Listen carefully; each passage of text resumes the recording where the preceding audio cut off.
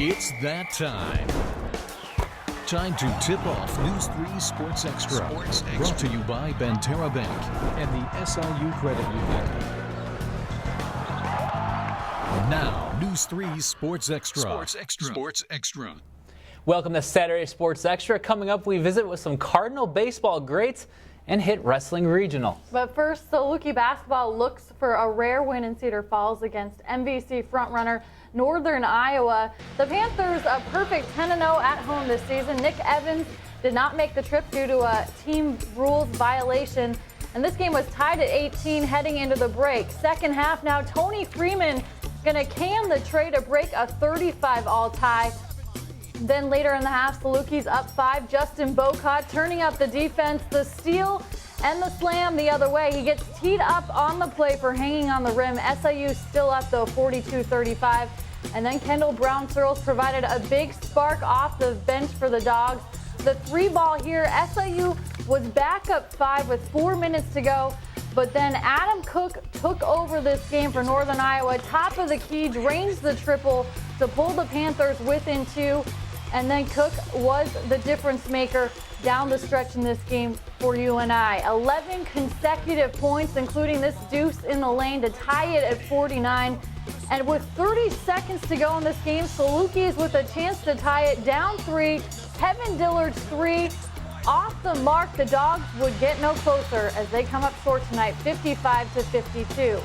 So to recap things, Saluki's and Panthers were tied at 18 at the half in a defensive battle. SIU led by as many as 7 in the second half, but Adam Cook scores 11 consecutive points for Northern Iowa as they prevail by 3. Tony Freeman finishes with 17 for the Dogs.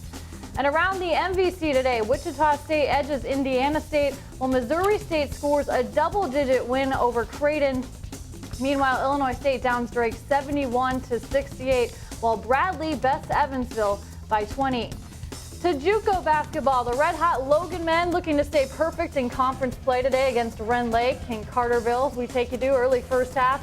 Logan on the run. DeMario Hines with the jam. Bulls were up 11-3 early, but Rend Lake trying to close the gap. Ethan Randolph working the block inside with the left hand. The Warriors down 13-5, and the Logan lead opened up. Andre Clark off the Lazarick Jones missed the layup. Balls were up 11. And then later on the half, Logan in transition. Nathaniel Butler with the flush. That made it 25-7. It was one big dunk fest today as the Logan men cruise 95-49. And to some JUCO women's scores, it was the Lady Vols falling to the Warriors 63-57 and SIC over Wabash Valley. After a come-from-behind 2-point win over rival Pinckneyville last night, it was a quick turnaround for the Nashville Hornets. Today hosting Waltonville in their Saturday shootout off the tip. You're going to see Skylar Widges going to get the layup to fall. Joseph Lewis is going to knock down the three-pointer. Waltonville would be up 3 early, but Nashville would start to come back. Draining the 3-ball all night long, Kyle Hagemeyer makes it 11-8 Nashville here. Then Brock Wheatley driving the lane. It's good. He led Waltonville with 14 on the night, but more Nashville. Brock Priest from downtown. The Hornets had an 18-point lead at the half. They end up winning by 7, 59-52. And at the Benton shootout, Harrisburg and Cairo facing off. Lee Wright for the Cairo Pilots. He's one of their better players on the team, and you're going to see Kane Sheldon miss the three-pointer here, and here he goes on the fast break. Lee Wright with the bucket and the foul, 42-37. Cairo. Harrisburg's Kane Sheldon then knocks down the 3. The Pilots' Demetrius Hill getting a little too fancy. Behind the back, stolen by Keelan Rash, and he drops it in for 2 more. Sheldon then with another steal and a deuce. Reed Roper would then drain a 3 a little bit later for the Bulldogs to give them a 5-point lead. Harrisburg ends up winning 64-52. And other scores from the Benton shootout, Marion balls UCCS Woodlawn out of Chicago, and Christopher Weber Township 61-39. Benton 47, Mount Carmel 38. Well, it was the SEC GEC shootout out at SIC. The late game pitted Carrier Mills and Meridian. That was second quarter action from Rayshon Ward on the finish. The Wildcats were up 4, but down 6. Greg Nesby answered for the Bobcats, and you would hear his name a lot. Nesby won on a personal 6-point run in this game to tie the game at 23 apiece. Then final seconds of the first half, Dylan Harrison knocking down the 3-ball from the corner. Carrier Mills up 1 at the break, but Meridian owned the third quarter. Devontae McClung and the Bobcats used a 13-0 run to take control. Meridian improves to 21-1 with a 53-41 win. Well, other scores from out at SIC today, NCOE beats Goreville by 5, Crab Orchard over Century, while Egyptian a 20-point winner over Gallatin County. Galatia by double digits over Shawnee, while Cobden prevails in overtime over Hardin County. Joppa rolls over Pope County, while Thompsonville downs Dongola. Well, in the Black Diamond East, Carmi White County big over Vienna. From the river to river Mississippi tonight, Pinckneyville bounces back from their first conference loss, a 33-point winner over Chester. Non-conference play, Massac County 81, El Dorado 50.